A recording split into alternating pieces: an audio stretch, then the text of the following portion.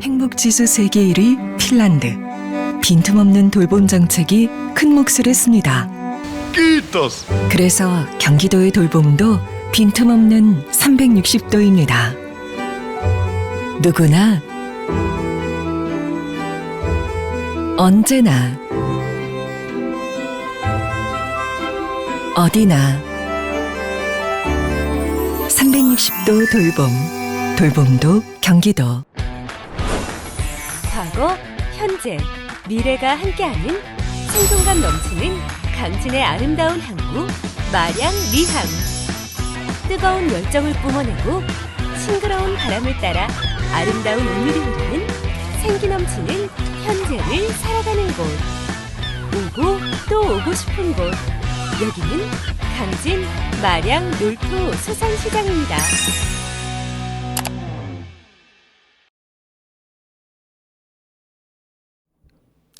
시청자 여러분 안녕하십니까? 시사의 맥을 콕콕 짚는 강상구 시사콕 시즌2 42번째 시간입니다.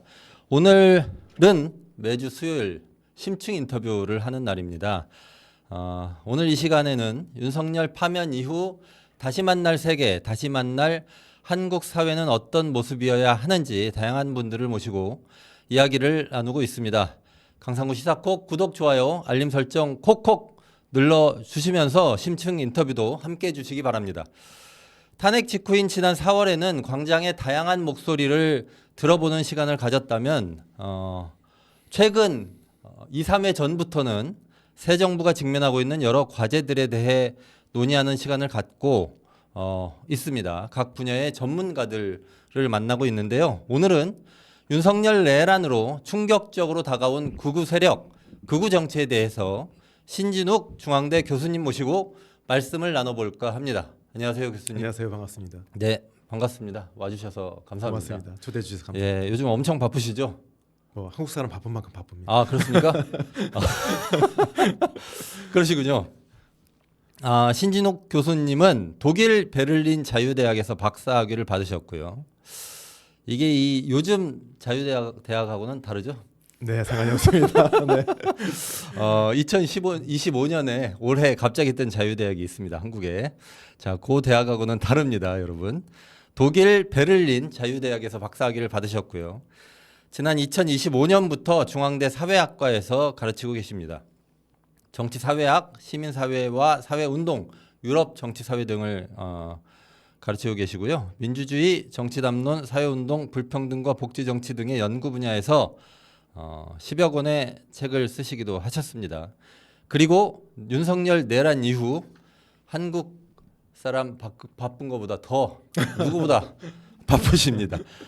그동안 극우 세력과 극우 정치에 대해서 쭉 연구도 하셨고 특히 이제 내란 이후에 글도 많이 쓰셨잖아요. 네, 교수님 왜 예측을 못 하셨습니까? 뭐에 대해서 계엄에 대해서 이 극우 세력이 이렇게까지 커질 거라고. 그 직전에 그 전에 제가 알고 계셨었나요? 칼럼에서 많이 썼습니다. 아, 그렇습니까? 네네. 그 계엄 터지기 열흘 전에 그런가요? 윤석열이 강압적인 수단으로 퇴진 요구에 대응을 할 거라고 제가 그러셨군요. 경고를 했고요. 제가 그럴 경우에 우리 민주 시민들이 예. 그런 정치적인 억압에 대해서 항의하는 행동을 취할 경우에 예. 제가 썼던 표현이 보이지 않던 극우의 참호에서 예. 대중적인 그런 행동이 일어날 것이고 그렇게 되면 이제 윤석열에 찬성하고 반대하는 예. 그런 집단 행동으로 갈라지게 될 가능성이 크다. 네. 그 상황을 제가 파국이라고 명명하고 예. 그 상황으로 가지 않아야 된다고 쓰고 열흘 뒤에 계엄이 터졌는데요. 그렇군요. 네, 근데 그 뒤에 전개된 어떤 양상의 심각성, 그 예. 강도는 저의 상상을 훨씬 더 넘어서 예상을 수준까지 뛰어넘었다. 된 그러나 거죠. 네, 상당히 예측하셨다. 네 논문이 작년에 예. 몇 개 나왔습니다. 그렇군요. 네, 오늘 말씀 나눌 예. 그런 상황을 그리고 있는 예. 학술 논문이 바로 작년에 몇 개가 그렇습니까? 나왔고요. 네, 교수님 쓰신 겁니까? 네 그렇습니다. 네, 그렇군요. 이따 말씀드리겠지만 몇 년 전부터 강경 보수 시민들의 예. 정치적인 집회 시위 참여율이 강경 진보층보다 훨씬 더 높습니다. 네, 그렇군요. 그리고 통계적으로 이미 다 확인이 된 부분들이라서. 극우 시민들의 움직임을 교수님이 이제 그동안 쭉 깊이 있게 들여다 보셨으니까 그런 과정에서 이 사람들이 때가 되면 아까 참호에서라고 표현을 하셨는데 우리 정치 사회에 눈에 확연하게 보이는 형태로 드러나겠구나 하는 거를 미리 좀 지적을 하셨다는 말씀을 해 주셨습니다. 앞으로 교수님이 논문 쓰시면 꼬박꼬박 읽어보는 거 보내드리겠습니다. 예, 아니 안 보내주셔도 저희가 열심히 찾아보겠습니다. 본격적으로 극우 세력에 대한 질문을 좀 드릴 텐데요. 말씀하셨던 것처럼 극우 세력이 윤석열 내란 사태를 계기로 해서 부상을 했습니다. 그 전에는 저 사람 극우다 뭐 이런 얘기가 있긴 했었죠. 네. 예를 들면 김문수 이런 분들에 대해서 이게 집단으로 우리가 인식하기보다 저 사람 얘기하는 게 너무 좀 심하고 극우네 요 정도였는데 이게 이제 명백하게 세력화된 집단이구나 이게 확인이 되고 있습니다. 이제 그동안 한 4개월여 동안 저희가 극우라는 얘기를 많이 이제 그 표현 자체를 쓰기 시작했잖아요. 네. 예, 쓰기 시작하긴 했는데 이거부터 좀 짚고 넘어가죠. 보수와 극우의 차이가 무엇인지 네. 이 말씀을 좀 해주시죠. 네. 우선 지금 말씀하신 것처럼 예, 극우에 대해서 우리가 이번 탄핵 정국을 거치면서 예, 굉장히 얘기를 많이 하게 되지 예, 않았습니까? 그렇습니다. 그래서 직접 확인을 해보고 싶었어요. 극우라는 용어가 예, 예. 우리 예를 들면 언론 매체에서 얼마나 많이 등장을 했는지. 뭐 정치인들이나 이렇게 상호간에 극우 이렇게 비방을 하거나 하면 예, 예. 그게 미디어로 나타나지 않습니까? 예, 그렇죠.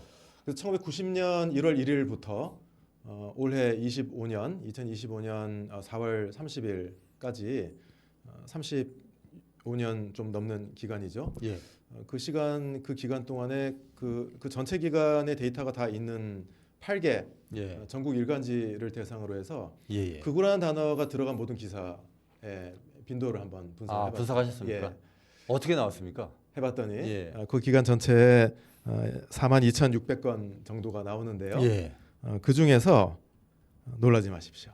예. 12.3 개엄 이후에 예, 4월 말까지요. 그 한 4, 5개월 동안 극우가 언급된 보도들의 빈도가요. 예. 이 36년치 전체의 9.3%.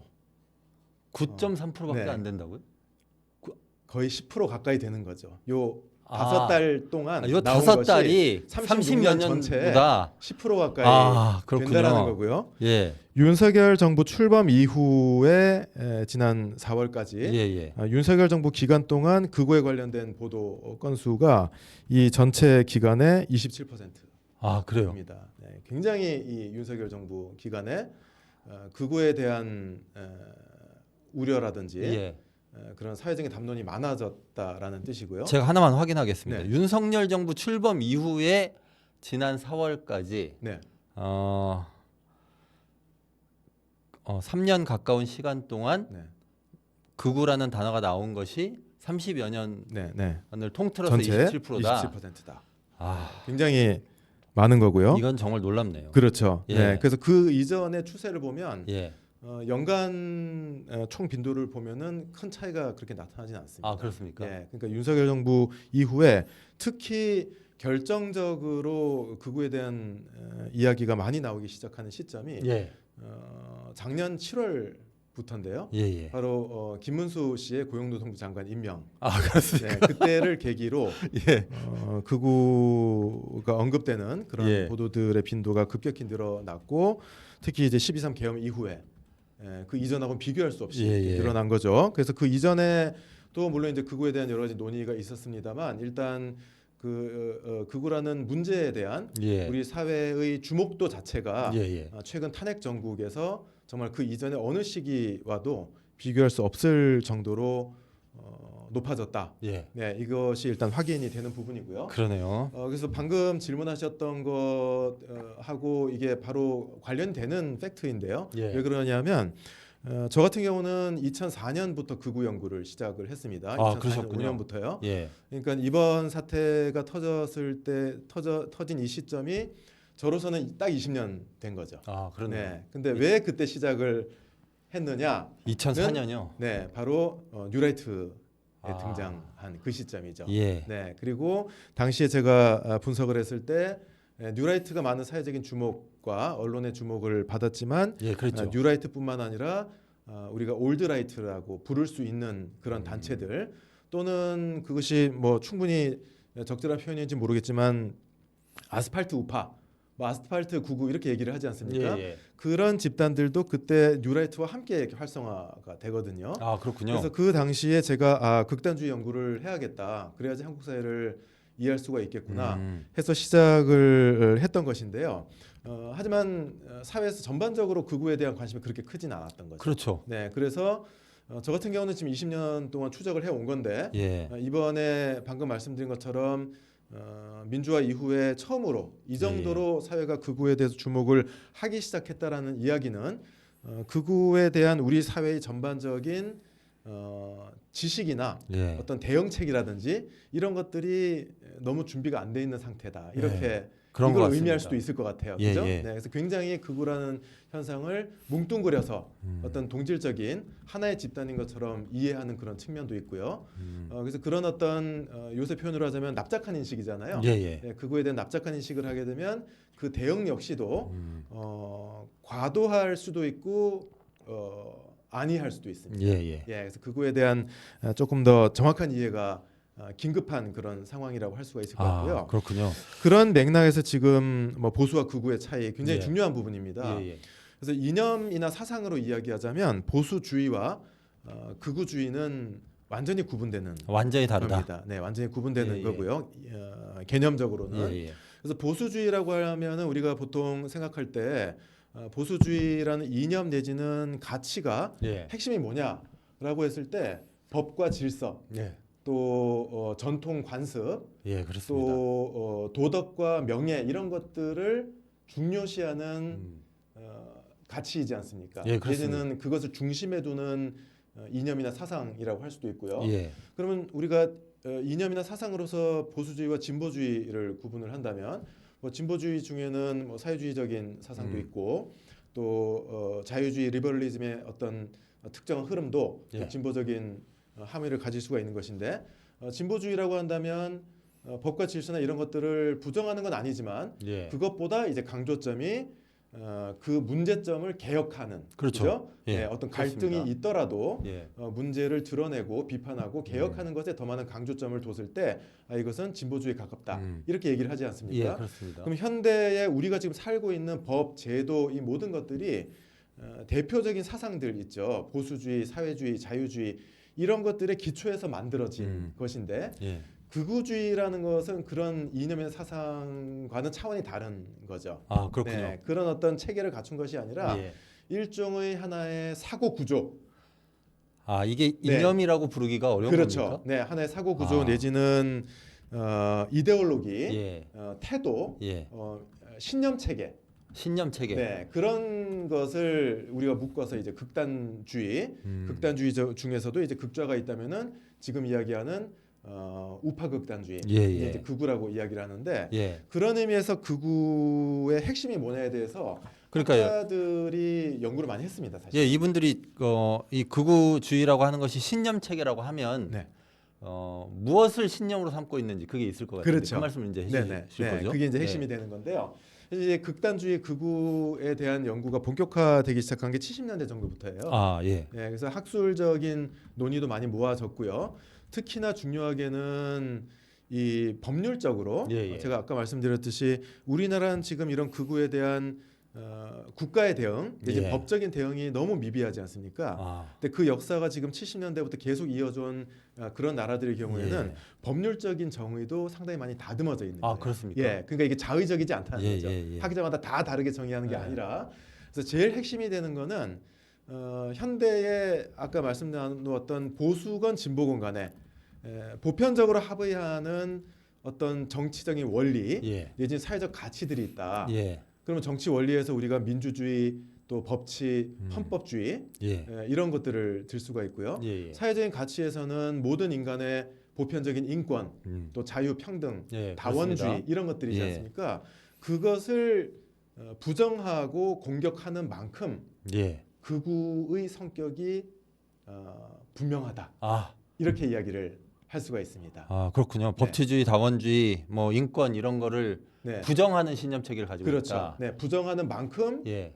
분명히 이것은 극우다라고 얘기할 수 있고요. 부정하면 부정할수록 부정하면 부정할수록 확고한 극우군요. 네, 그러니까 예. 그런 부정하는 신념을 가진 정도에서부터 그것을 파괴하기 위한 행동을 예. 하면 더 강한 극우가 되는 거죠. 아, 그리고 조직적인 행동을 하면 예. 더 강한 극우가 되는 거고요. 아 그렇군요. 네, 체제를 공격하면 파시즘이 되는 겁니다. 체제를 공격하면 네. 파시즘이다. 그러면 민주주의나 다원주의 이런 인권 이런 걸 부정하면 네. 부정한다는 건 알겠어요. 그럼 이 사람들이 그걸 부정하면서 내세우는 자기들의 가치는 뭡니까?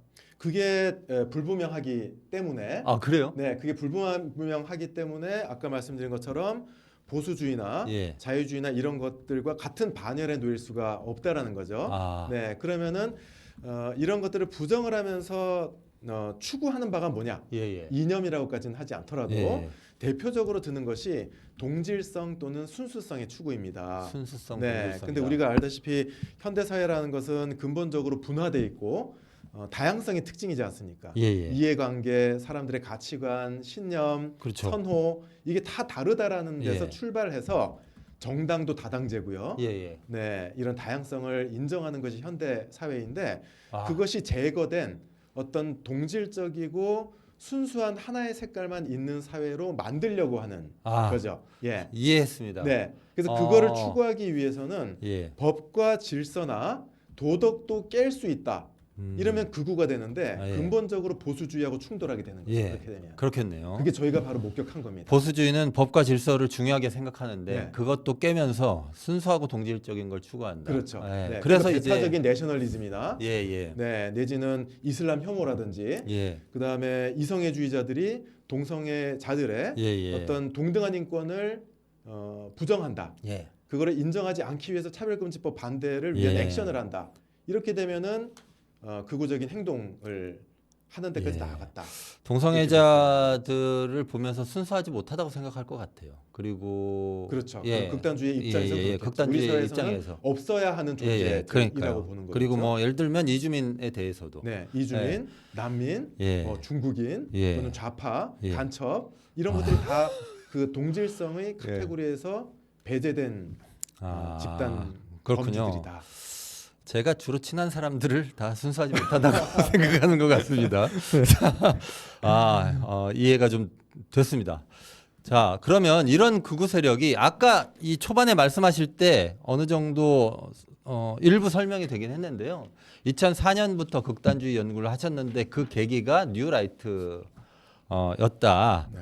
뉴라이트의 출연이었다 말씀하셨는데 그러면 그때부터 우리 사회의 극우 세력이 점점 이제 형성되고 커지고 이렇게 된 건가요? 그 여기까지 오게 된 그 과정이 어떻게 되는 겁니까? 예, 그 극우의 역사 내지는 성장 과정 예. 이것을 저희가 이해하는 것이 매우 중요하다고 저는 생각을 하는데요. 그리고 그 말씀해 주시면서 아까 왜 극우를 우리가 하나의 집단인 것처럼 이해하는 측면이 있다고 네. 하셨는데 네. 그게 아니라는 말씀이신 그렇죠. 거잖아요. 그것까지 포함해 가지고 말씀해 주시면 좋을 것 맞습니다. 같습니다. 네, 제가 지금 네. 방금 말씀드리고 싶었던 부분이 예. 방금 예, 이야기하신 예. 그 측면하고 관련이 되는데요. 저희가 극우의 역사를 이해한다는 것이 예. 과거를 이해하기 위해서 필요한 것이 아니고요. 예, 예. 각기 다른 역사적인 시점에 급속하게 성장한 예.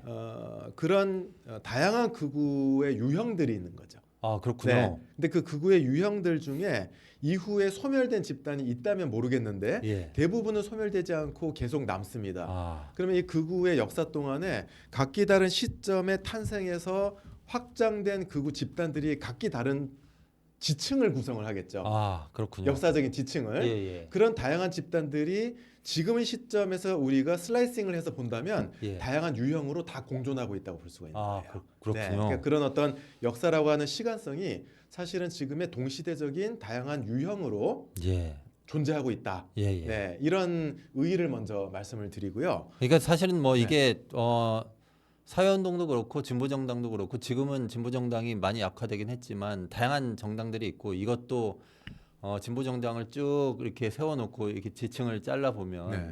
그 출발 시점이 다 다르고 그렇죠. 이런데 어쨌든 네. 다 네. 그 다른 양상들의 네. 들이 현재적 시점에서 여러 그 유형으로 존재를 하는 거니까요. 그렇죠. 예, 예. 네, 네.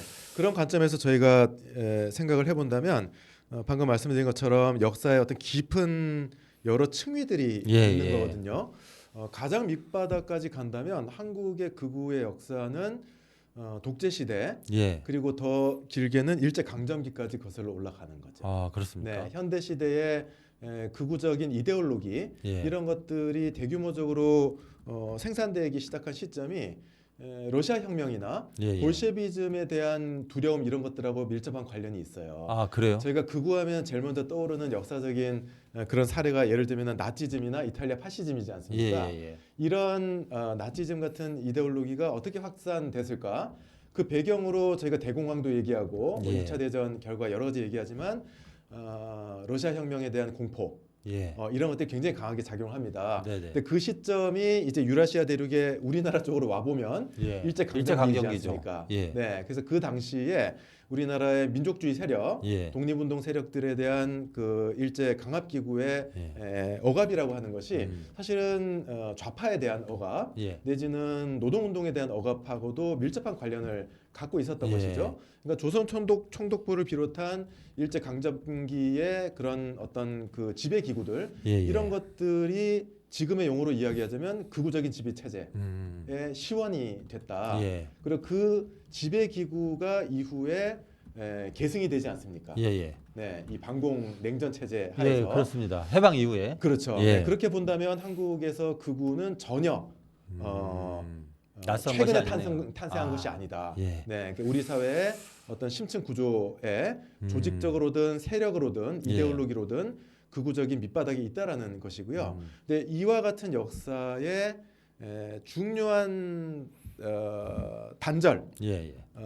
이와 같은 역사를 최초로 흔들었던 사건이 바로 87년 민주화예요. 아, 그렇군요. 네, 87년 민주화를 통해서 예. 이와 같은 극우가 지배하던 그런 시대에 최초의 중대한 균열이 오게 되는데 그렇기 때문에 우리의 중요한 관심이 그럼에도 불구하고 예. 민주화 이후에도 불구하고 어떻게 극우 세력이 살아남았는가 내진 심지어 수십 년에 걸쳐서 다시 힘을 회복하고 강화되었는가 예. 예, 이런 게 이제 중요한 관심사가 되겠죠. 말씀을 들어보니까 네. 저희가 87년 이후에 민주화된 세상을 40년 가까이 네. 살았다 이렇게만 생각하고 있었는데 네. 시야를 좀 길게 더 늘어뜨려서 보니까 네. 극우의 세상이 있었고 네. 겨우 그 중간에 네. 짧다면 짧고 길다면 긴 이 민주화 시기가 있었고 예. 다시 그 전 시기가 올 수도 있는 그런 어떤 그 시도가 굉장히 있는 것도 있어요. 위험천만한 지대에 살고 있는 예, 예. 느낌이 듭니다. 긴 시대적인 시야에서 본다면 예. 지금 말씀하신 대로 예, 그게 출발점인 것 같아요. 예. 87년 민주화 이후에도 예, 예. 민주주의를 받아들인 적이 없는 다양성과 인권이라는 것을 받아들인 적이 없는 그런 세력이 언제나 있었다. 아, 네, 그래서 아주 예를 과거에 들면- 뿌려졌던 씨앗이 죽지도 않고 있다가 그렇죠. 87년 이후에 네, 그들로서는 이 겨울을 잘 보내고 동면을 하다가 그렇죠. 예, 살아남은 거네요. 올라온 민주주의라는 거는 거네요. 근본적으로 불안이고 공포예요. 예. 그런 극우적인 세력의 입장에서 봤을 때는 왜냐하면 저명한 정치학자인 아담 셰버스키라는 예. 분이 민주주의 제도를 뭐라고 예. 정의를 하셨냐면요. 제도화된 불확실성이라고 표현을 했어요. 예. 우리가 민주주의적인 정치 경쟁에 게임의 룰을 가지고 경쟁을 하는데 선거를 했을 때 누가 이길지는 모른다는 전제 위에서 우리 경쟁을 하는 거죠. 예, 그렇습니다. 지더라도 그걸 인정하고 음. 그러면은 거기에 결과에 동의를 하고 다음번에는 더 많은 유권자의 마음을 얻어서 우리가 이겨야겠다. 이게 예, 예. 민주주의적인 합의이고 약속이지 예, 예, 않습니까? 그렇습니다. 그거는 근본적으로 권력을 잃을 수도 있다는 불확실성이 누구에게나 있는 거예요. 예, 예. 그러니까 그거를 못 받아들이는 쪽이 독재의 계승자들이었던 거고요. 예. 그래서 민주화 직후에 저희가 알고 있는 자유총연맹, 예. 네, 그리고 다들 잘 아시는 한기총 예. 이게 그 직후에 생깁니다. 아, 그렇군요. 네, 직후에 생기고요. 예. 노태우 정권 시기 때 이른바 보수 3단체 특별법이 있지 않습니까? 예. 새마을운동 중앙협의회하고 예. 자유총연맹하고 자유총연맹. 바르게 살기 운동본부. 예. 네, 요 특별 지원법이 노태우 정권 때 딱 아, 그렇군요. 생기거든요. 네, 그래서 그 그러니까 조직이 시기가- 동네마다 다 있잖아요. 그렇죠. 지금도. 네, 지금은 그걸 어떻게 없앨 수도 없을 만큼 예. 깊이 뿌리를 내리게 됐는데 어떤 능동적인 보수 세력의 조직화, 예. 더 나아가서 극우의 조직화, 예. 이게 본격적으로 이루어지는 시점이 바로 방금 말씀드린 민주주의의 불확실성이 현실화된 시점이에요. 바로 아, 그렇군요. 진짜 정권 교체가 된 그 시기, 김대중 노무현 정부 시기죠. 네, 진짜 정권 교체가 되고 이런 과거의 보수 집단들이 수용할 수 없었던 그런 정책들이 이제 정치 권력에 의해서 이루어지지 않습니까? 예. 그러니까는 이 어떤 불안이 그야말로 현실화된 것이죠. 아, 그렇군요. 그렇게 되면서 아래로부터 보수 세력의 조직화가 이루어지는데 그것이 특히 아까 우리가 말씀 나누었던 노무현 정부 중반기 뉴라이트가 등장하는 이 시기가 되면 극우적인 세력들이 대대적으로 조직화되는 이런 중대한 변화가 일어나게 되죠. 예. 네, 그래서 그게 바탕으로 있다가 이제 저희가 지난 탄핵 정국에 봤던 수만 명 나아가서 수십만 명의 군중이 모이는 탄핵 반대 집회를 저희가 보지 않았습니까? 예. 이와 같은 현상으로 또 한 번 질적인 변화를 겪게 되는 게 박근혜 전 대통령 탄핵이었어요. 아, 그렇습니까? 네, 이게 정리를 좀 그때- 해보자면 87년 이후에는 극우가 곧 정치 권력이었기 때문에 그렇죠.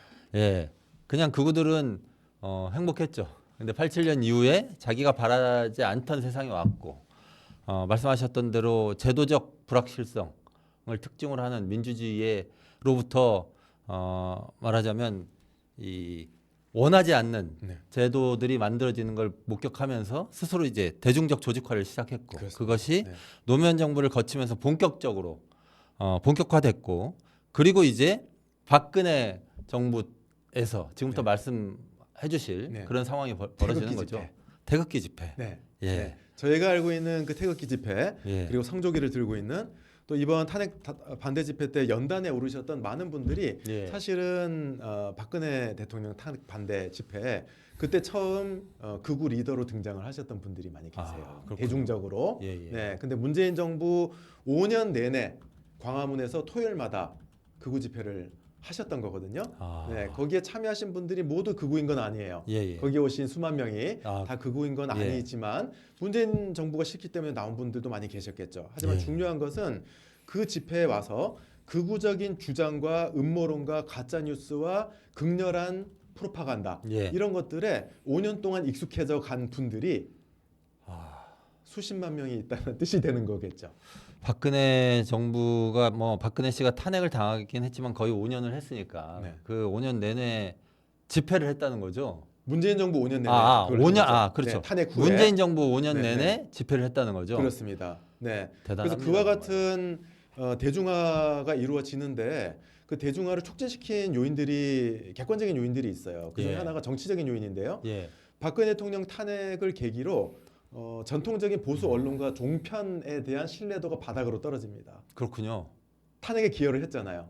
예, 맞습니다. 그러면 극우 대한 언론에 대한 신뢰도가 급격히 높아지기 시작한 예. 계기가 박근혜 탄핵이었어요. 그때 정치학자들이나 사회학자들이 조사한 것이 있습니다. 예. 네, 조중동이나 예. 종편에 대한 신뢰도가 한겨레 경향에 대한 신뢰도가 그렇게 큰 차이가 안 납니다. 충격적이죠. 그래요?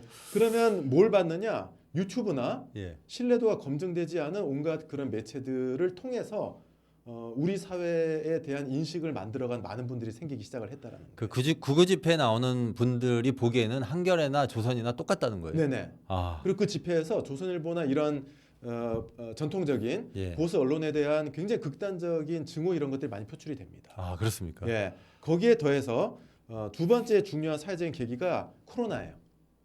코로나. 네, 2020년부터 예. 길게는 3년 정도 비대면 상황이 지속되지 않았습니까? 예. 그러니까 사람들이 밖에 못 나가고 예. 집에서 뭘 받겠습니까? 스마트폰을 받겠죠. 유튜브를 계속 받겠네요. 네, 그러니까 대면 접촉을 통해서 예. 대면 오프라인의 커뮤니케이션을 통해서 내가 갖고 있는 어떤 생각에 대한 컨트롤이 이루어져요. 음. 네, 다른 사람은 다르게 생각할 수 있는 거죠. 예, 예. 근데 집에서 스마트폰으로 혼자. 이런 유튜브나 이런 것들 계속 보게 되면 가짜 뉴스나 음모론에 대한 신뢰도가 그만큼 더 영향력이 높아지고 그런 비대면 소셜 네트워크를 통해서 극우적인 집단 행동의 어떤 대중적인 기반이 예. 확대되는 그런 과정이 지난 몇 년 동안 진행되어 온 거죠. 아. 네, 그런 토대 위에서 윤석열 정권이라고 하는 극우 정치 권력이 이제 그 위에 등장을 하게 된 거예요. 아. 네, 이게 이제 마지막 단계에 해당되는 거예요. 예. 말씀하신 걸 들어보니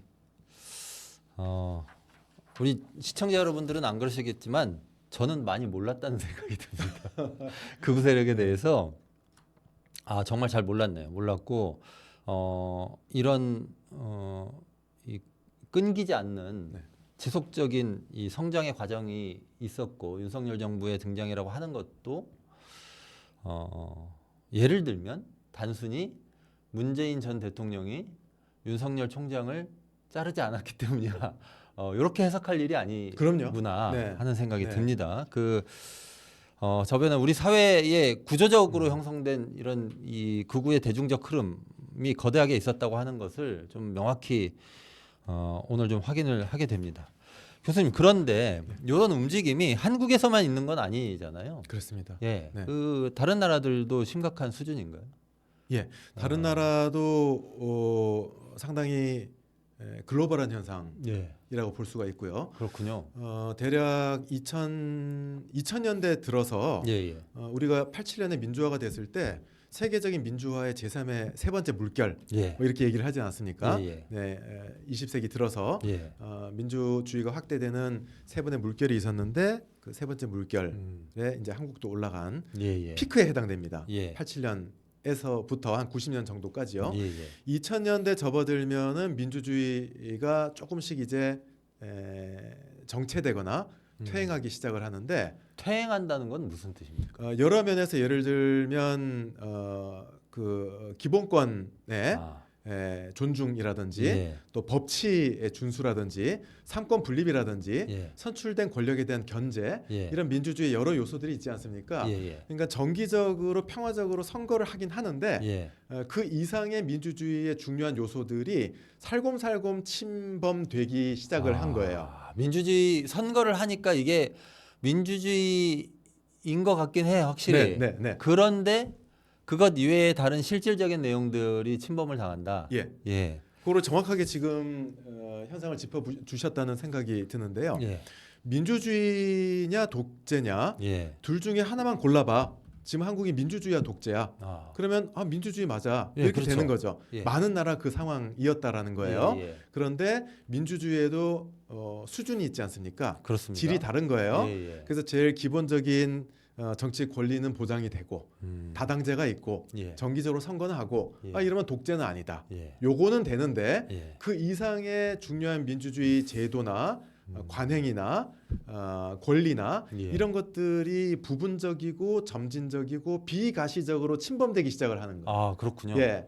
그래서 이걸 용어상으로 더 이상 민주주의의 붕괴나 전복이 아니고 예. 민주주의의 부식이다. 아, 민주주의 예, 부식이다. 민주주의의 퇴행이다. 백슬라이딩이다. 뒤로 조금씩 미끄러져 간다. 아, 네, 이런 용어로 이제 2000년대 들어서는 연구를 많이 한 거예요. 그렇군요. 학자들도. 네.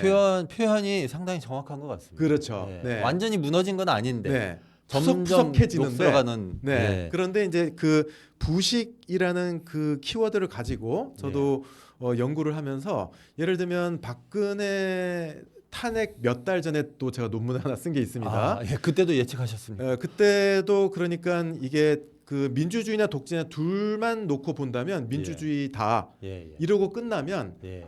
여기저기 부식되어 가는 거를 우리가 못 보지 못 않느냐. 보겠네요. 예. 네, 근데 부식되어 가는 영역이 과거하고 그 범위가 다르다. 예. 네, 그래서 이 정도로 부식되어 가다가는 어느 시점에 기둥이 무너질 수도 있는 거지 않습니까? 그렇습니다. 네, 조금씩 부식되어 가는데 예. 이 상태를 방치하면 기둥이 무너지는 건데요. 당시에 박근혜 대통령 경우에는 탄핵을 하고 촛불 집회를 통해서 기둥을 붙잡은 거죠. 네. 네, 근데 이번에 윤석열 계엄의 경우에는 예. 그냥 기둥을 다 날려 예. 버리는 날려버린 시도가 겁니다. 일어난 예, 거죠. 예. 네, 거기까지 가게 된 건데 그와 같은 방식으로 민주주의 체제가 부식되는 여러 측면이 있는데요. 예, 예. 그 중에 하나의 중요한 글로벌한 현상이 바로 극우의 부상입니다. 예. 네, 그래서 아까 말씀드린 그런 기준으로 봤을 때 극우 세력들이 이제는 오래된 민주주의를 가진 그런 예를 들면 서유럽, 예. 뭐 북유럽 뭐 이런 나라들 있지 않습니까? 북유럽까죠. 그렇습니다. 네, 스웨덴, 네덜란드 지금 극우 세력이 굉장히 강하고요. 그리고 뭐 독일, 프랑스 뭐 그렇지 않은 나라들이 없죠. 네, 이런 나라들에서 2010년대 들어서게 되면 예. 극우 정당들이 상당한 득표율을 보이게 돼요. 아, 네, 그래서 그렇죠. 극우 정당의 역사는 예. 거기서도 오래됐어요. 예, 예. 네, 1970년대는 극좌가 문제였는데 80년대 이후로는 대부분 나라에서 극우가 진짜 문제였던 나라들이 많은데 예. 그래도 대부분의 나라에서는 득표율이 선거를 하면 한 2%대 정도 2% 나옵니다. 대 정도? 네, 그래서 2.7% 아, 예. 나오면은 2%. 예. 경각심을 가져야 된다 이런 얘기가 나올 정도였는데 아, 그렇습니까? 네. 예, 2%. 예. 그렇죠. 굉장히 익숙한 퍼센티지입니다. 저한테는. 어떤 게 익숙하십니까? 예, 뭐 제가 예전에 이제 진보 정당에서 활동할 때 네. 주변 그렇죠. 저를 비롯해서 많은 네. 사람들이 2%를 얻곤 네, 했는데요. 그런데 지난 총선에서 자유통일당도 2%대를 얻었죠. 아, 그렇죠. 네, 그리고 자유통일당의 초대 당 대표가 지금 국민의힘 대선 후보로 대선 나왔습니다. 후보입니다. 이 말씀은 이따가 나누도록 예, 예, 하겠습니다. 네, 이와 같은 방식으로 2%대 정도의 예. 또 높아져봐야 한 3% 이 정도의 어느 정도 경계는 하지만 무시해도 될 정도의 득표율을 가지고 있었던 극우 정당들이 예. 2010년대에 접어들게 되면 점점 더 많은 나라에서 집권을 내다보는 정도까지 오게 되는 거예요. 집권을 내다볼 정도로. 네, 그래서 2020년대 오게 되면 유럽의 많은 나라에서 한 번쯤은 예. 연정의 하위 파트너로라도 최소한 예, 예. 집권의 경험이 있는 나라가 거의 대부분이 됩니다. 극우 정당이 그렇습니다. 연정의 연립 정부의 하위 네. 파트너로라도 전국적인 들어가는 단위에서 한 경험을 번도 그래보지 못한 나라들이 예를 들면 독일, 스페인 예. 이런 몇몇 나라들만 예. 남게 된 것이죠. 예. 그래서 지금 시점에서 본다면 이탈리아 극우 정당이 집권 정당이지 않습니까? 예. 이탈리아는 워낙에 유명하죠. 네, 2022년에 집권을 했는데 예. 정확히 100년 전인 1922년에 무솔리니의 파시스트 당이 집권을 했던 거죠. 아, 그랬군요. 네, 100주년 기념으로 100주년 기념으로 그렇게 극우 된 정당이 것이고요. 집권한 겁니까? 작년 총선에서 오스트리아도 극우 정당이 1위를 했어요. 아, 예. 네, 그래서 오스트리아 공화국이 1919년에 수립된 이후로 최초로 선거에서 1위 득표를 하지 않은 보수 정당이 정부를 구성을 했습니다. 아, 그렇습니까? 네, 1위 득표 정당이 집권하지 못하게 만들려고 네, 헌법 조항에 봤더니 1위 득표를 한 정당이 반드시 해야 된다는 조항이 없는 거예요. 아, 그래요? 네, 그래서 2위를 했던 예. 네, 보수당이 예. 3인당 또 중도 리버럴 정당 이런 다른 당 다 정당들하고 모아가지고. 다 모아가지고 예. 프랑스는 어떻습니까?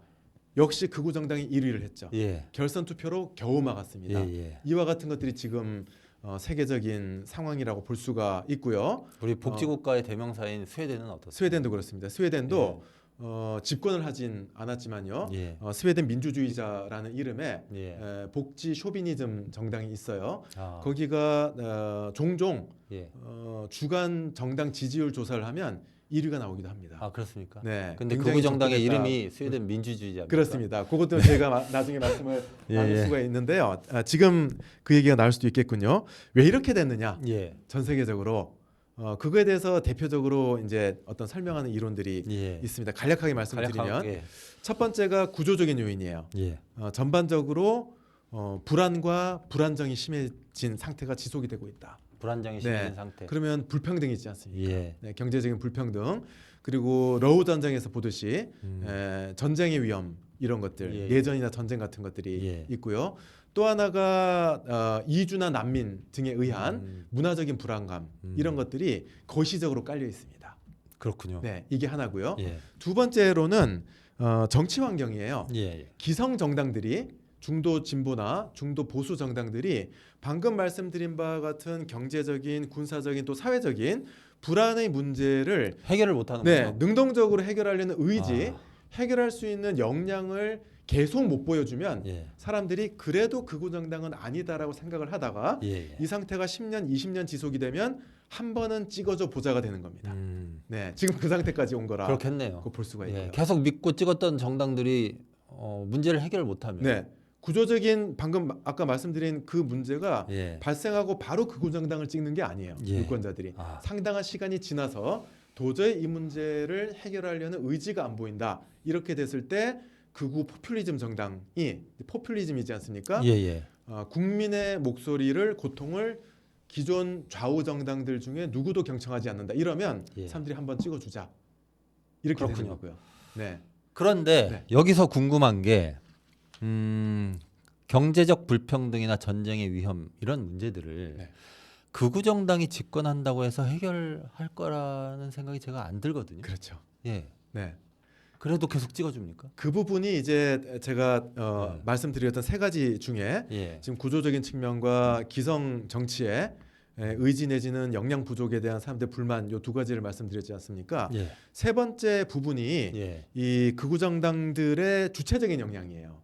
예. 네, 극우 정당들의 주체적인 역량이 어떻습니까? 전략적인 예. 어떤 변화 예. 이런 것들이 2000년대 들어서 특히 예. 2010년대 이후로 상당히 어떤 효과를 보이고 있는 이런 측면들이 있거든요. 아, 그렇습니까? 네, 대표적인 게 뭐냐 하면요. 아까 말씀드린 1% 2% 어떤 그 시절에 예. 그 시절에 극우다 이러면 사람들이 보통 생각할 때 불법 폭력 집단 정도로 생각을 했습니다. 아, 네, 우리가 지금 한국의 극우를 생각하듯이. 한국 그렇게 극우의 생각하는 극우의 분들도 일부를 있겠지만요. 생각하듯이. 예. 네, 그렇게 생각 안 하는 분이 점점 많아진다는 게 문제일 지금 것 우리의 같다는 문제는 생각이 들고요. 그걸 거고요. 네, 김문수 후보 지금 지지율이 30% 되지 않습니까? 아, 그렇습니다. 맞습니다. 네, 극우 정광훈 씨와 예, 예. 동료라는 사실을 알고도 그게 지지율에 영향을 그렇게 크게 안 미치고 있는 그러네요. 상태인데요. 예, 예. 유럽의 경우에 지금 정도의 집권에 참여할 수 있을 정도로 극우 정당들이 성장을 하게 된 중요한 전략적 배경이요. 예. 과거와 같은 명시적인 명백한 노골적인 극우 노선을 많은 부분 포기를 합니다. 아, 그게 네. 말씀하셨던 전략적 변화. 전략적 변화의 예, 예. 굉장히 중요한 부분이죠. 예. 그러면서 선거 정치의 문법을 많은 부분 이용하기 시작을 해요. 아, 네.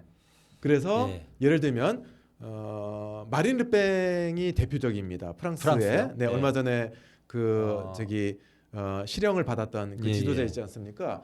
그분의 아버지가 프롱 나시오날 극우 정당의 지도자였는데 예, 예. 그 딸이 거기에 노선을 예. 주도권을 잡으면서 전략 변화를 하게 되죠. 아, 그러면서 그렇군요. 저희는 절대로 반유대주의가 아닙니다. 우린 인종주의자가 아니에요. 아. 우리는 절대로 제국주의자가 아닙니다. 다만 드리고자 하는 말씀은 부모님, 조부모님, 이모, 삼촌 누구도 세금 한 푼 내지 않은 아프리카 이민자들에게 우리가 왜 복지를 줍니까? 아, 이걸로 바뀌게 되는 거예요. 그렇군요. 그러니까 사람들이 그런 것 같기도 하다 하는 거죠. 근데 그런 어떤 정책적인 유인으로 예. 사람들이 지지를 하는데 예. 바로 이 정당이 다른 곳에서는 명백히 인종주의적인 폭력과 선전선동을 한다는 거예요. 아, 네, 그러니까 핵심은 뭐냐면 극우와 비극우의 경계선에서 유동하는 집단으로 전략 변화를 하게 되는 거죠. 네, 극우의 정체성을 버리지는 않았네요. 안 왔는데 예, 그러나 전략적으로 예, 제도 네. 정치 우리말 내부에 예, 제도 정치 집단인 내부의 것처럼. 내부의 네. 어떤 문법을 적절히 활용하면서 예. 네. 그래서 요 대목에서 굉장히 중요한 학문적인 개념이 무해 이미지 전략이라는 게 있어요. 아, 무의 이미지. 네, 우리는 해롭지 해롭지 않아. 않은 집단이다. 예. 네, 그래서 우리가 파시즘의 역사가 지금 100년이 넘었지 않습니까? 파시즘의 역사를 서술한 학술서를 보면요, 굉장히 많이 나오는 인상적인 표현이 뭐냐면요, 예. 안심시켰다는 표현이 나옵니다. 아, 그래요. 네, 그때 사회의 다수가 안심하면 파시즘은 큽니다. 아, 네, 그래서 무해 이미지 전략이 지금까지 굉장히 성공적이었다라고 할 수가 있는 거고요. 예, 예. 그 무해 이미지 전략의 대표적인 것이 바로 기존의 가치 언어를 차용해서 예, 예. 그것을 재의미화하는 전략입니다. 대표적인 것이 서부지법에서 폭동을 하고 좌파 판사를 사냥하러 다니지 않았습니까? 예, 예. 그런데 그 다음날 그 행위를 제2의 5.18 민주화 운동으로 언어화했어요. 예, 예. 네, 저항권 행사라고 했죠. 예. 민주주의와 주권을 위해서 탄핵 반대 집회를 한다고 이야기를 합니다. 예. 그와 같이 기존의 우리 민주주의 사회에서 긍정적 의미가 부착돼 있는 가치 언어들을 자신의 정치 언어로 가져가요. 예. 그리고 자기의 맥락 안으로 도입을 하게 됩니다. 그 방법이 굉장히 강력한 것 같아요. 그렇습니다. 예. 네. 이런 방식을 통해 가지고 극우 정당들이 이제 연립 정부의 하위 파트너가 될 정도로 네. 이제 주로 유럽을 말씀해 주셨으니까 유럽에서 강력하게 지금 성장을 해오고 있습니다. 자, 그러면 이게 한국하고는 어떻게 다릅니까? 한국의 이제 뭐 내란 사태 이후에 급격하게 성장을 했는데 이게 느낌이 비슷한 것 같으면서도 좀 다른 면이 있는 것 그렇죠. 같거든요. 네. 예, 한국의 극우 세력은 어떻게 봐야 됩니까? 네. 지금 유럽 경우하고 예. 비교를 해주신 게 아주 좋은 비교의 틀이라는 생각이 예. 드는데요. 중요한 차이가 하나가 제도적인 게 있을 거고요. 예, 예. 다른 하나가 역사적인 차이가 있을 겁니다. 예. 제도적인 차이도 굉장히 중요한데요. 유럽의 대부분의 나라는 내각제이지 않습니까? 예, 예. 그러니까 저는 내각제 대통령제 중에 어느 것이 그 자체로 더 민주주의의 우호적이라고 생각하지는 않아요. 예. 네, 근데 내각제에서는 다수 정당들이 경합을 하지 않습니까? 예, 예. 그러니까 극우 세력들이 기존의 중도 보수 정당과 차별화된 틈새 정당으로 성장하는 경우들이 많이 있습니다. 아, 그렇군요. 네, 그래서 기존의 보수 정당들이 뭐 중도 보수가 아니라 강경 보수를 할지라도 민주주의 체제의 다원주의의 기본적인 가치와 전제를 받아들인다면 예. 나아갈 수 없는 어떤 부분이 있을 거 아니에요. 예, 예. 난민 이슈든 이주자든 예, 그렇습니다. 뭐 무슨 이슈이건 간에 예. 거기까지 나아가는 정당이 이제 극우 정당. 예. 네, 거기까지 나아가주는 정당이 하나쯤은 있길 바랐던 유권자들의 지지를 받는 틈새 정당으로 예, 예. 많이들 성장을 하는 거죠. 예. 근데 대통령제를 예. 정치 체제 제도로 예. 갖고 있는 나라에서는 어떻게 됩니까? 민주당 예를 들면 민주당을 도저히 찍을 수 없는 사람은 맞은편에 선택지가 하나밖에 없는 거예요. 예. 그죠? 그렇습니다. 그러면 이런 경우에는 어떤 방향으로 바뀌게 되냐면요. 기존의 보수 정당 내지는 중도 보수 정당과 구분되는 별개의 극우 정당이 성장하는 방식이 아니라 기존의 비극우 보수 정당이 사실상의 극우 정당화되는 아, 패턴을 보이게 되는 그게 거예요. 지금 미국이 전형적이네요. 미국과 한국이 그 방향으로 나아가고 있는데 그러네요. 그 배경에는 저는 정치제도의 차이가 있는 것이 예. 아닌가 이런 생각이 드는 거고요. 두 번째로 역사적인 차이도 굉장히 예. 중요합니다. 예. 역사적인 차이 부분에서 저는 결정적인 차이라고 생각이 되는 부분이 우리나라는 독재를 수십 년 했던 나라이지 않습니까? 예, 예. 그러니까 그 독재의 극우적인 이데올로기와 그 독재를 계승하는 파워 엘리트 집단과 그 독재 이후에 아직까지도 청산되지 않은 국가 강압 기구들의 전통이 있습니다. 예.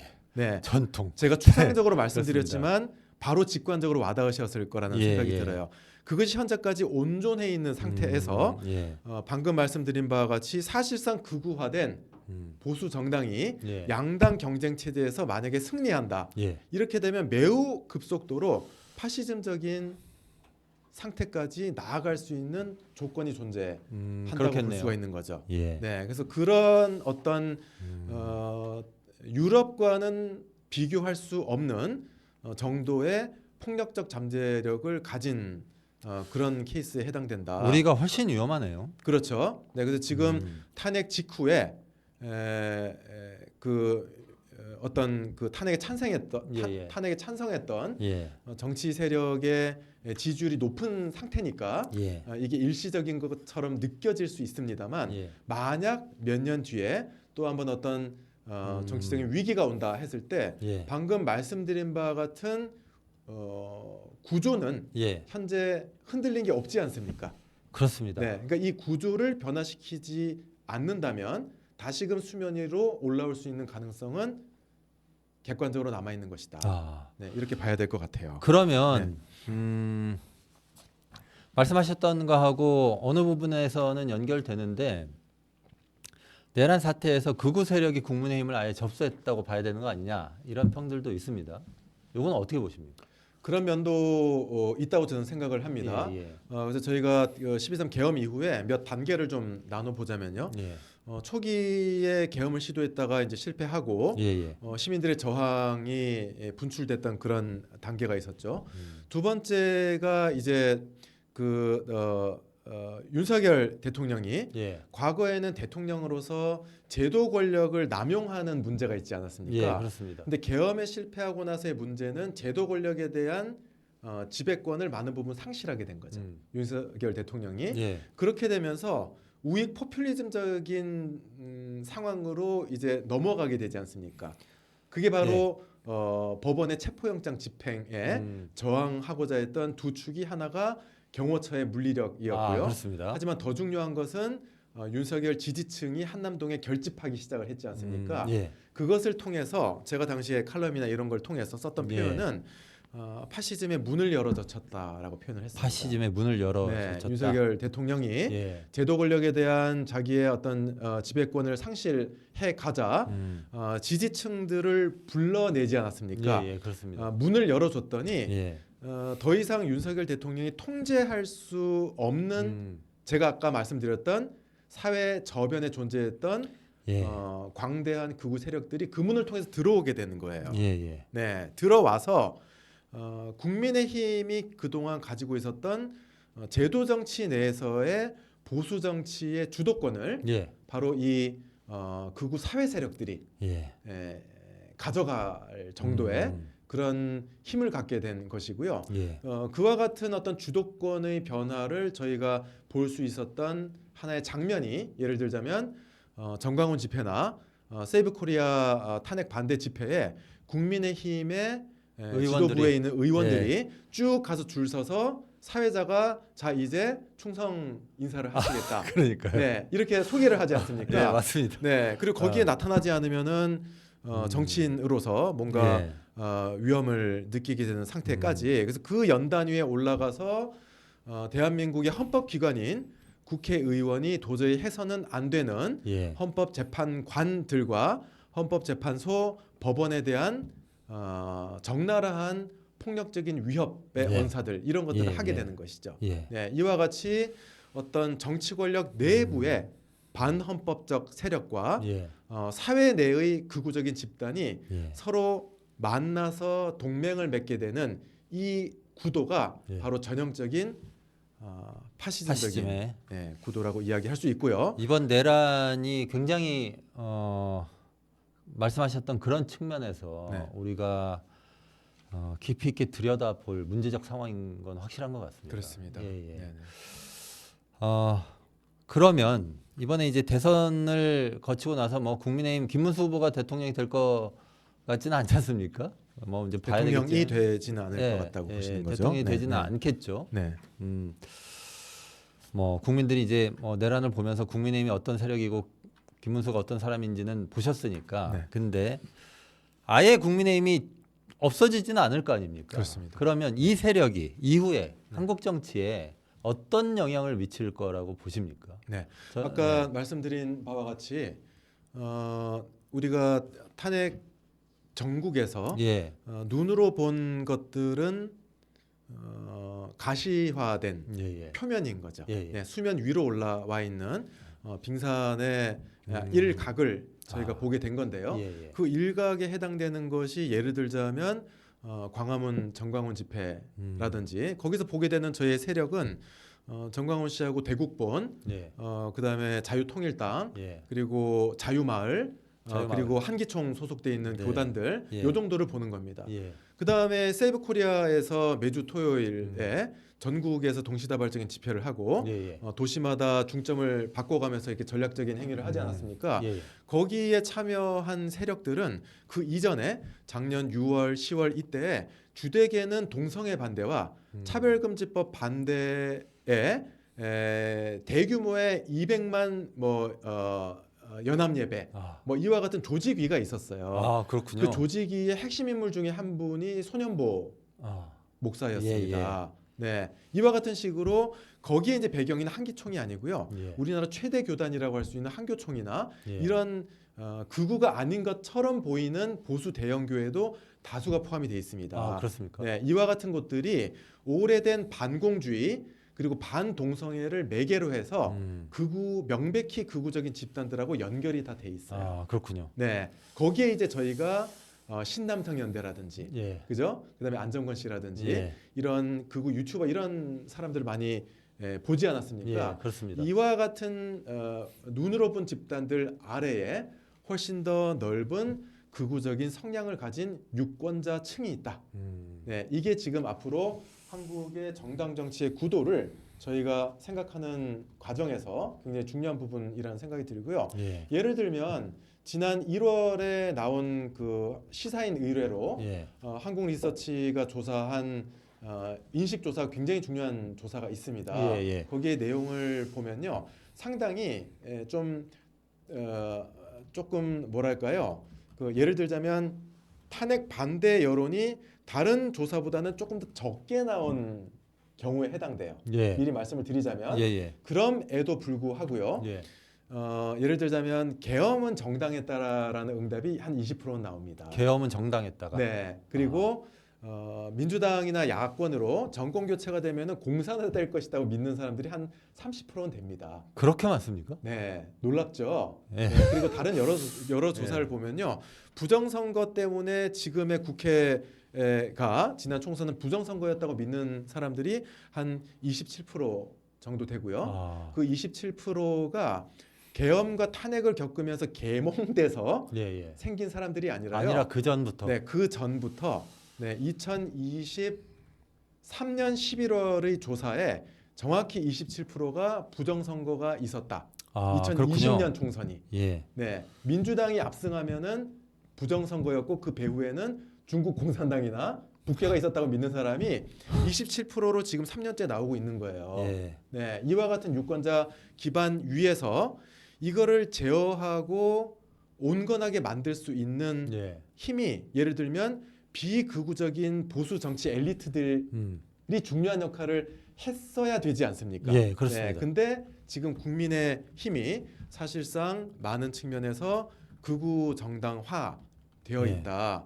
이거는 상당히 몇 년 전과는 구분되는 우려되는 그러니까요. 상황이라고 볼 수가 있고요. 그래서 이번 대선에서 그 정당이 승리를 할 가능성은 뭐 현재로서는 별로 없다고 볼 수가 있겠지만, 그 이후에 과연 이번 선거에서 승리한 정당이 임기 5년 동안 현재의 이른바 탄핵 유권자 동맹이죠. 예. 네, 이것이 문재인 정부 때처럼 이완되고 해체되지 않고 계속 끌고 갈 수 있느냐, 예. 이것이 굉장히 중요한 역사적인 숙제다. 아, 지금 그렇군요. 시점에서 네, 그것을 잘 끌고 가기 위해서 정당과 우리 사회 세력들이 모두 굉장히 노력을 많이 해야 된다고 볼 수 있겠죠. 극우적 성향의 이 거대한 유권자층 약 30% 정도 되는 네.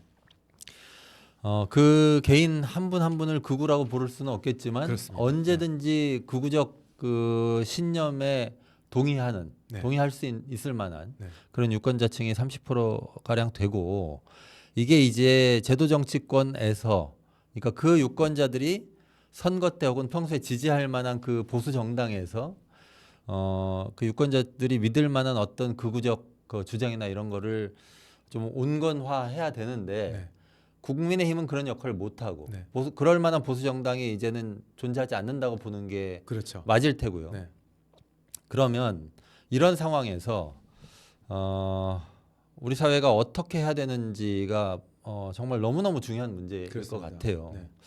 근데 일단은 말씀하셨던 대로 탄핵 유권자 동맹이 이완되지 않아야 된다, 이런 말씀을 하셨는데 아마도 이제 그 새롭게 집권할 뭐 대통령과 당의 역할이 중요할 테고 사회운동의 역할도 중요할 것 같습니다. 그리고 국가기구의 역할들도 중요할 것 같은데 이거 좀 하나하나 구분해서 보고 싶은 게요. 일단은 이 극우 세력들을 딱 놓고 봤을 때 서부지법 쳐들어간 사람들이 있었잖아요.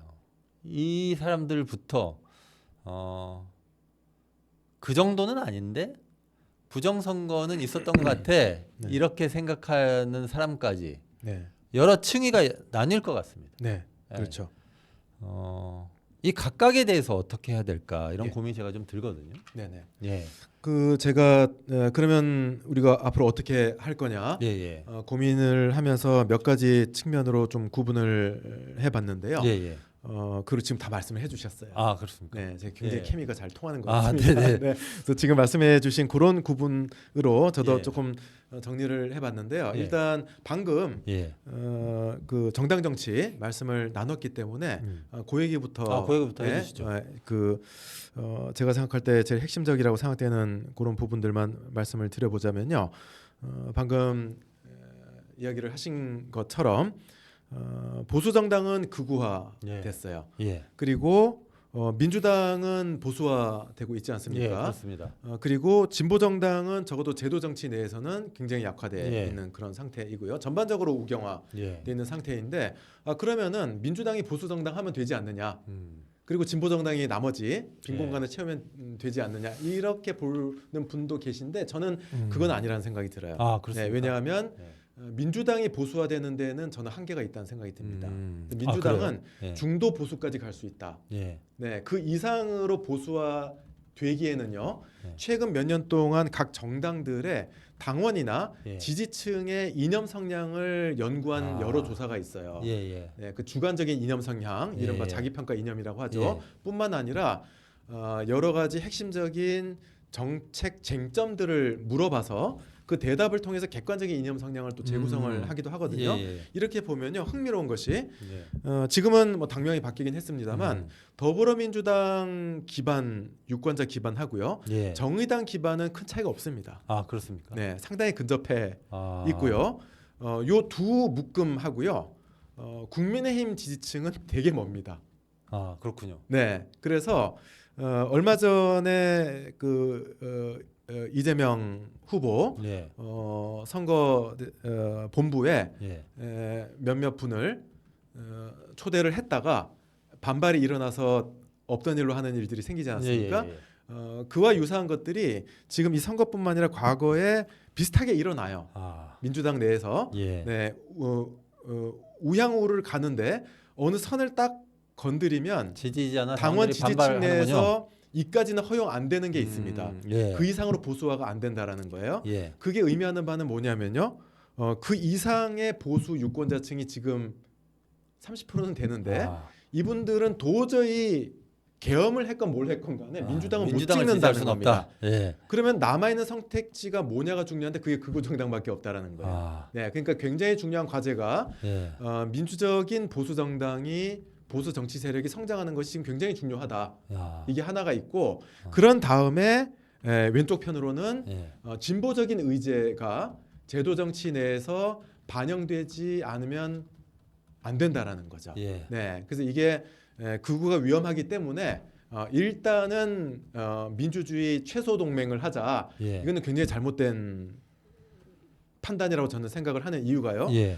파시즘의 100년의 역사 동안 가장 중요한 사회적 토양으로 예. 이야기했던 것이 바로 지속적인 경제적인 불평등과 불안정이에요. 그렇군요. 네, 그리고 그 문제에 대한 모든 기성 정치 세력들과 엘리트들에 대한 대중의 환멸, 예. 이게 있으면 예. 파시즘적인 포퓰리즘에 귀를 기울이는 사람이 늘어나게 되는 것이거든요. 예. 그러니까 이와 같은 재분배 의제, 평등의 의제 이런 것들을 반영해주는 정치 세력이 없으면 아까 말씀드렸던 탄핵 유권자 동맹이 이완되고 해체되게 됩니다. 아. 저희가 문재인 정부 때 생각을 해보면은 유권자들이 문재인 대통령한테 뭘 잘못했기 때문에 해체된 게 아니지 않습니까? 예. 집권 세력이 예. 탄핵 유권자 동맹의 다양한 요구를 충실하게 반영해주지 않았기 때문에 예. 여기에 실망한 유권자들이 이쪽은 이것 때문에 등을 돌리고요. 저쪽은 저것 때문에 실망하고 또 다른 쪽은 다른 것 때문에 환멸을 느끼고 이렇게 되면은 탄핵에 찬성했던 그걸로 모였던 지지자 동맹이 흩어진다는 거죠. 흩어지게 되죠. 그럼 그 흩어진 빈틈으로 바로 극우 정치 세력이 올라올 수 있는 틈이 열리게 된다. 그 말씀하셨던 걸 정리하면 민주당은 보수화되고 있긴 하지만 어느 선까지 선을 넘을 수는 없다. 네. 그 오른쪽에 광범위하게 존재하는 30% 정도의 어쩌면 극우를 지지할 수도 있는 유권자들을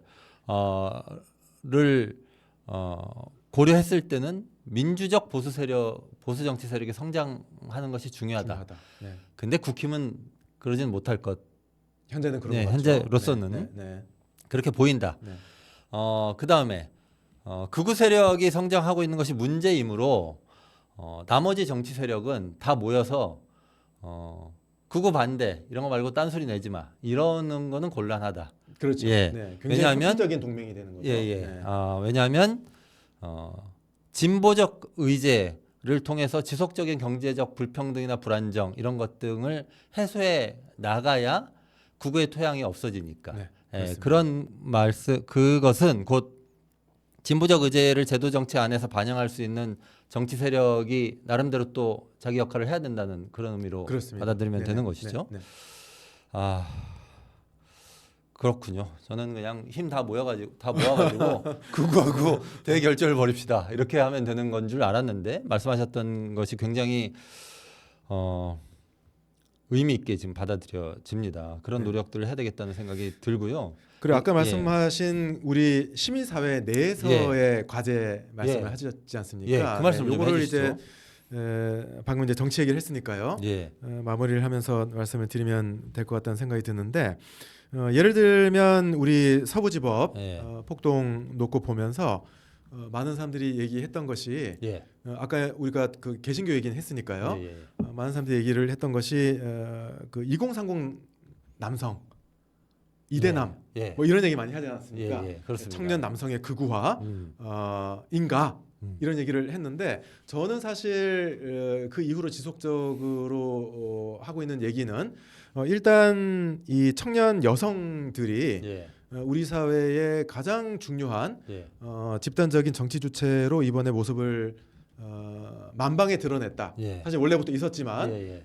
그것을 모르고 있었던 사람들이 많이 있었는데 예. 이번에 그야말로 민주주의의 어떤 그 내셔널 팔러틱스 국가 정치의 중심 무대에서 그 위상을 보여준 거죠. 예, 그렇습니다. 그런데 이면에 그렇다고 해서 청년 남성은 극우화된 것이냐? 네, 진보적인 청년 여성의 반대편에는 청년 남성들은 극우화된 것이냐? 그러니까 보통 그렇게 보지 마치 않습니까? 예, 예. 그죠? 완전 입장이 다른 네. 두 이 성별 그룹이 네. 있는 것처럼 설명하죠. 팩트에 예. 굉장히 많이 어긋난 그렇습니다. 네, 오해이고요. 예. 그렇기 때문에 예를 들면 지금 2030 청년들에 대해서 왜 보수화됐을까? 또 왜 극우화됐을까? 예, 예. 또 왜 안 나왔니? 예.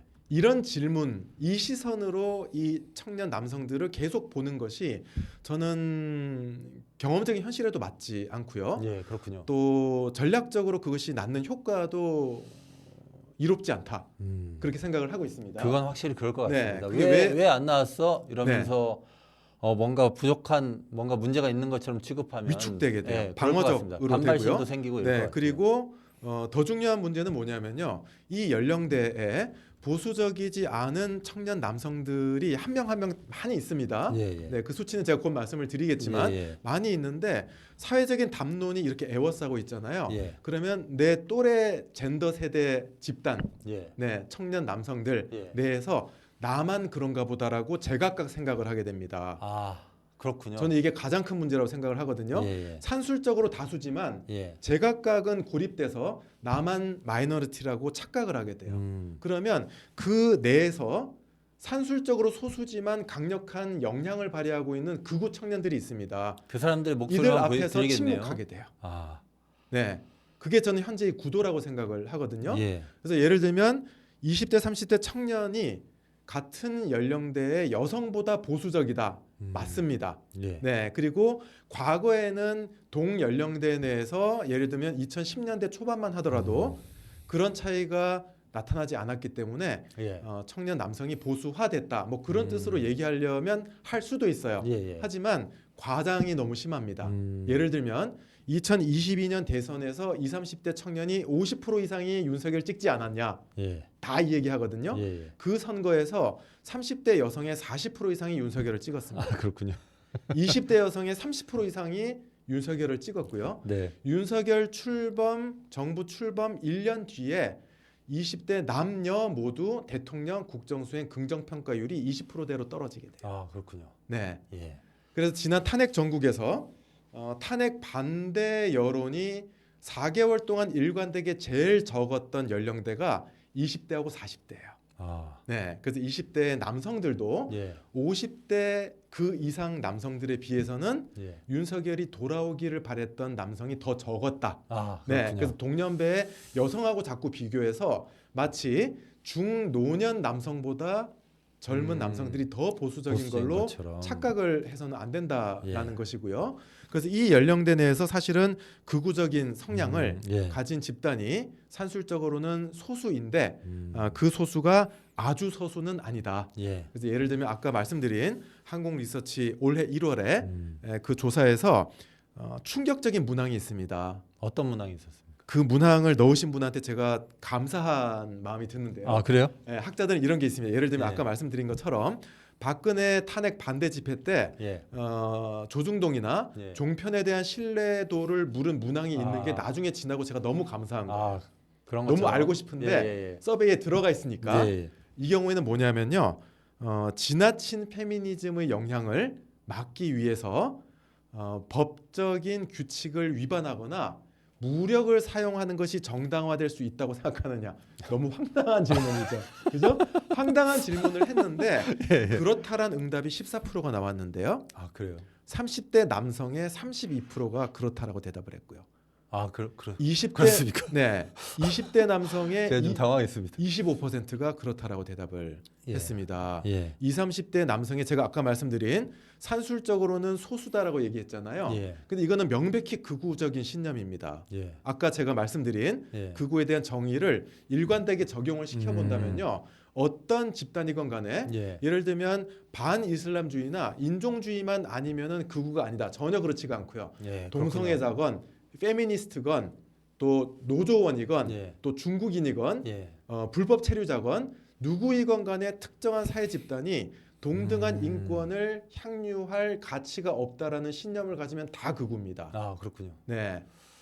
근데 우리 사회 그거에 대한 인식이 너무 적기 때문에 예. 이게 무슨 극우까지야라고 생각할 수 있는데 지금 이 문항에 그렇다라고 대답하면 이거는 명백한 극우인 거예요. 그러네요. 네. 그러니까 제가 아까 말씀드렸을 때 20, 30대 남성 중에서 극우가 산술적으로 다수는 아니다라고 말씀을 드린 것이 극소수라는 뜻은 아니라는 네. 겁니다.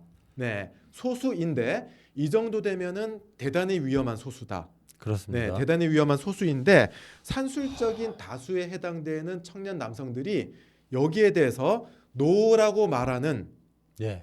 어떤 역량과 문화적인 자원을 갖고 있지 않다라는 거예요. 네, 그래서 지금 청년층 내를 이제 예로 들어서 보자면 이와 같은 청년 내에 산술적으로는 소수지만 예. 강력한 극우적인 영향력을 발산하고 있는 예. 이 집단과 대척점에 있는 것이 20, 30대 여성의 다수를 이루고 있는 페미니스트 그룹이겠죠. 예. 예. 네, 이와 같은 구도가 아까 말씀드린 개신교의 경우에도 정확히 해당이 됩니다. 아 네, 그렇습니까? 개신교가 전반적으로 보수적인 게 전혀 아니고요. 예. 예. 개신교인들 중에서 진보적인 사람의 비율이 다른 종교보다 더 많습니다. 예. 아 그래요? 네.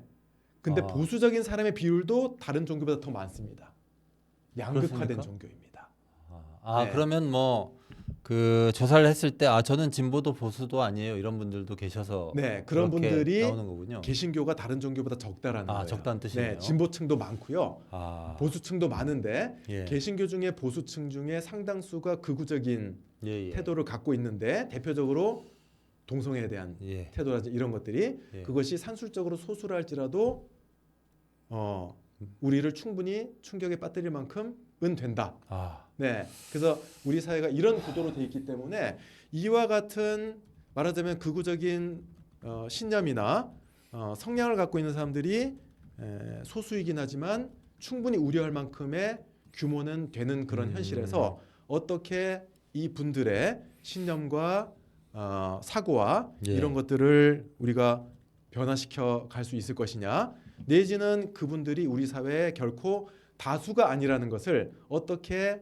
반복해서 상기시킬 수 있을 것이냐, 예. 이런 것들이 남아 있는 사회 내에서의 중요한 과제가 아닐까 하는 생각이 들어요. 인상적이었던 게요. 말씀하셨던 것 중에 노라고 말할 수 있는 역량을 갖추는 것이 중요하다. 네. 이런 말씀을 해 주셨습니다. 그런데 이제 이게 되려면 개인들한테 그러니까 역량을 키우세요. 이렇게 해서 그게 가능할 건 아닐 테고. 그렇겠죠. 예. 네. 뭐 아까 말씀하셨던 내용 중에 보면은 제도 정치가 이제 뭐 보수 정당도 새롭게 좀 이게 근데 뭐 말씀 나누면서도 국민의힘이 그걸 그런 정당이 못 되는 상황에서 네. 이 민주적 보수 정당이 대체 어떻게 누구로부터 만들어질 수 있을까? 이게 막연하죠. 제가, 굉장히 막연하긴 네. 한데 어쨌든 제도 정치권 안에서 이 뭐 진보 세력도 좀 성장을 해야 되고 이 해야 될 일이 있을 것이고요. 네. 그리고 부당한 구분, 부당한 대립. 아까 2030 여성은 진보고 2030 남성은 뭐 극우적 신념을 네. 다수가 갖고 있다고 하는 네. 사실과도 다르고 우리 사회를 변화시켜야 된다고 하는 측면에서 고민했을 때 그렇게 말하는 게 갖고 있는 부정적 효과 때문에라도 네. 그렇게 말해서는 안 되는 네. 그런 것 등을 진지하고 섬세하고 사력 있게 이 고민하고 말해야 될 것 같다는 생각이 들고요. 그렇습니다. 예, 더불어서 이제 진보적 시민사회 사회운동, 뭐 아까 노조 말씀도 잠깐 해주셨는데 이런 곳들에서도 해야 될 역할들이 굉장히 큰 것 같습니다. 네. 오늘 말씀을 들으면서요,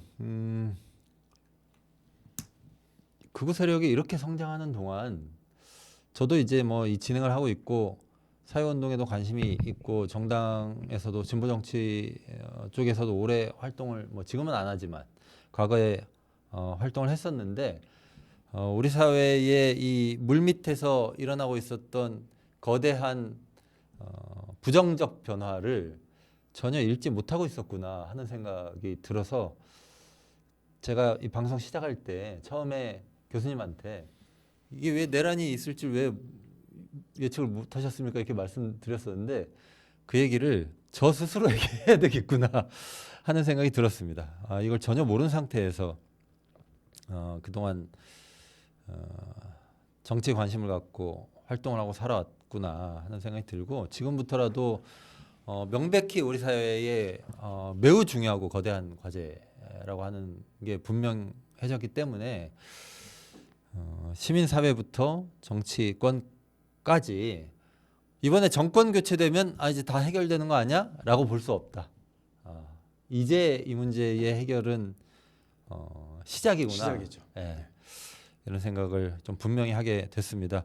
오늘 저희 보통 인터뷰 원래 이제 한 분하고 인터뷰를 하면 보통 40분 하는데요. 말씀을 많이 들어야 되겠다 싶은 분이 오시면 2배를 했습니다. 1시간 20분. 그랬나요? 네. 네, 제가 시계를 안 보고 2배를 했고요. 네. 저도 이제 말씀을 하신 중간중간에 최대한 안 끼어들기 위해서 오늘은 노력했습니다. 이게 어느 한 부분 듣고 싶지 않은 문장이 없어가지고 제가 오늘은 굉장히 공부를 하는 심정으로 진행을 해서 사실 제가 굉장히 말이 많은 사람인데 그 어느 때보다도 고요하게 오늘 진행을 했습니다. 자, 오늘 함께 해주신 신진욱 교수님께 진심으로 감사드리고요. 우리 시청자 여러분들도 신진욱 교수님이 앞으로도 계속 진행할 극우 연구 그리고 시민사회 또 계속 연구하시잖아요. 예, 그 어느 때보다도 연구하신 내용이 우리 사회에 던지는 메시지가 중요한 것 같습니다. 함께 관심을 가져주시면 감사하겠다는 말씀 드리고요. 강상구 시사콕 구독, 좋아요, 알림 설정 다시 한번 부탁드리면서 오늘 방송은 이것으로 마치겠습니다. 감사합니다. 고맙습니다. 네, 고맙습니다. 아.